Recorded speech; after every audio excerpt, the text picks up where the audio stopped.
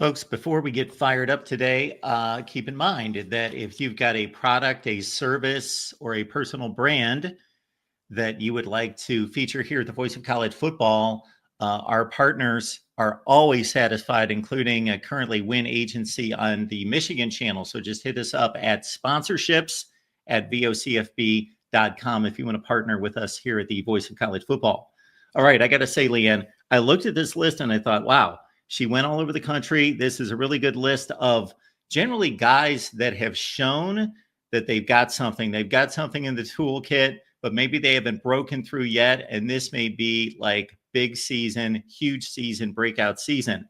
So first you went with Chase Sowell, wide receiver, he's been all over the map here at this point. Colorado, East Carolina, now at Iowa State.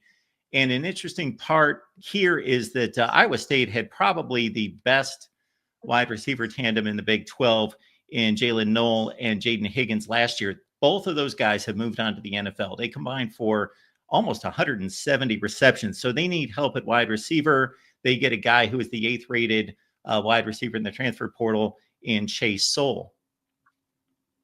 Like you said, Sowell's been all over the place. Colorado definitely had a breakout time while at East Carolina before, heading to Iowa State. Like you said, losing a pair of 1,000 wide receivers, especially in the conference of Big 12, where Iowa State, definitely the Cyclones are looking to make a big push. And I really think Chase Sowell's going to have a heck of a year. I think that this might be the time.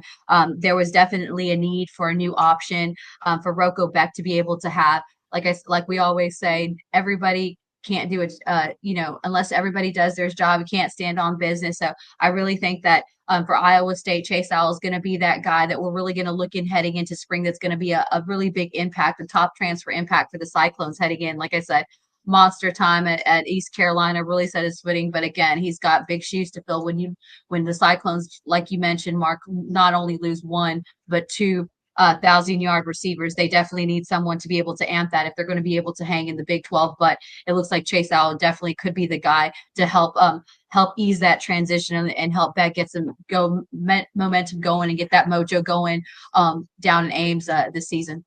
Yeah, it definitely seems like a good situation for him to get to because, as you mentioned, Rocco Becht, he's been the starter there now a 3rd season coming up in 2025. So he's well established, knows what he's doing, how to run the offense. Matt Campbell's an excellent coach.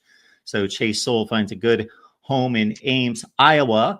And as you well know, he was a top 150 prospect out of the state of Texas. When I say top 150, I mean in the state of Texas. They got so many players in the state of Texas. Top 150 in the state of Texas coming out of high school.